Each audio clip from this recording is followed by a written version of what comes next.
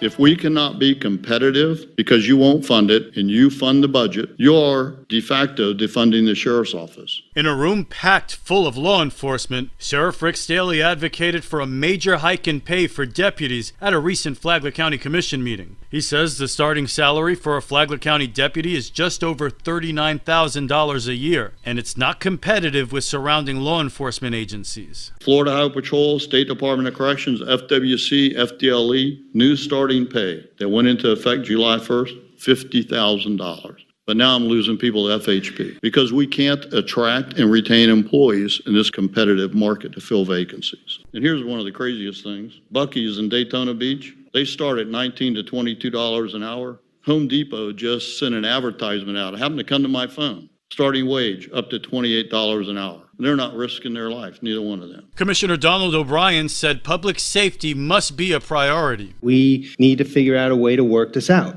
We all prioritize public safety. We've all said it. There's not one thing that we can do in this community unless we get public safety right first. Commissioner Andy Dance was also open to figuring out a path forward. Our administrator is going to go back with that information, and we're going to get together in the workshop to look at how we can work with the numbers. It's new information for the administrators. Got all the confidence in the world that there's something that we can do moving forward. If commissioners don't find a way to fund higher salaries? If we cannot be competitive because you won't fund it, this is in fact reducing public safety and will force me to appeal the budget to the governor and cabinet. Now, I know you don't like hearing that. I don't like saying it, but that's the reality.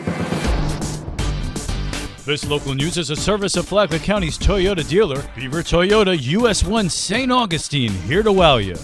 Palm Coast gets a nearly $740,000 grant from the Flagler County Tourism Development Council. The funds will go towards construction of the Southern Recreation Facility and expansion of the existing tennis center. Assistant City Manager Lauren Johnston says the money will enable the city to break ground on the project before the end of the year. The new rec center will have 2 multi-purpose rooms, a kitchen, and a dining space, a balcony, a patio, 12 pickleball courts. 6 of the 12 courts will be fully covered and have solar panels on top of them for year-round use. We see lots of programs and tournaments in our future. This is going to be a wonderful community asset and tourism feature. Palm Coast City Councilman Nick Klufis, who serves on the TDC, says the facility will be much like the Palm Coast Community Center in the north. This entire Lehigh Trailhead Southern Community Center project does not require any general fund dollars. The $740,000 basically completes our entire budget for being able to facilitate this with just TDC dollars, impact fees, and also CRA tax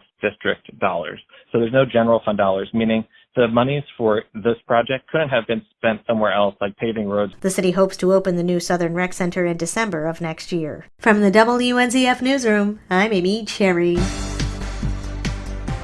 As Palm Coast's population ages, so is its housing stock. Senior planner Jose Papa of the city's Community Development Department told the City Council statistics from the 2020 American Community Survey show that there are close to the same number of older homes than there are newer ones. Nearly 50% of the city's housing stock was constructed before 2000. And of course, we all know that as your housing stock ages, then certain major items in the home start to fail, whether it's the roof, the AC, the water heater.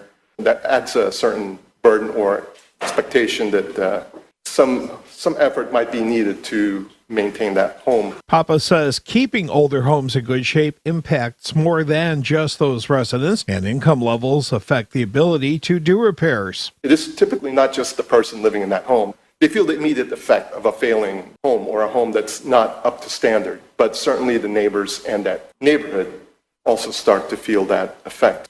These challenges are enhanced since the city has a more elderly population or having a cost-burdened household who may have limited flexible income for those significant home repairs. According to Papa, the low to moderate income population are those who earn 80% or less of the median income. For Flagler's Morning News, I'm Rich Petchke.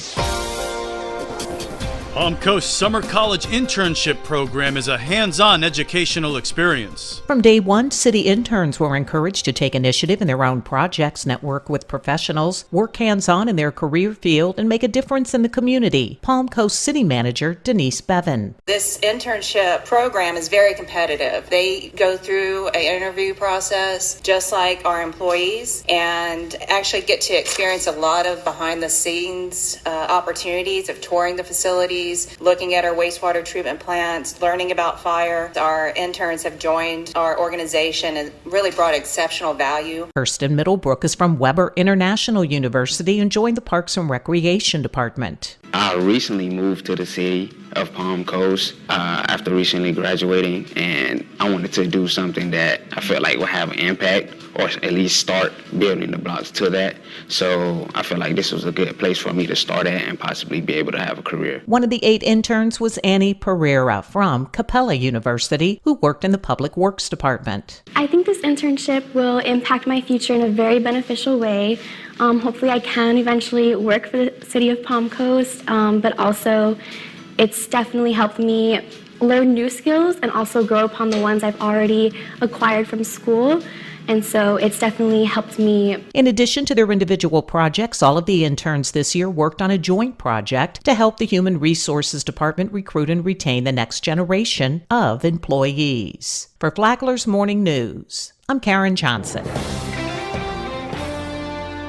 Some would say Joe was Flagler County. Flagler School Superintendent Kathy Middlestadt said Rizzo could talk to anybody, no matter his or her background. So who was Joe Rizzo? Teresa Rizzo said her husband was not a planning type. If you knew Joe Rizzo, you knew that he wasn't really like that let's make a plan type of guy. He shot from the hip a lot, which is what made us work so well because I'm completely opposite. Teresa said that the foundation's board has done some strategic planning in the past few weeks, looking at the future of the Flagler Education Foundation. Listen to Lifeline on Saturday mornings at 9 on WNZF or anytime on the Flagler radio app.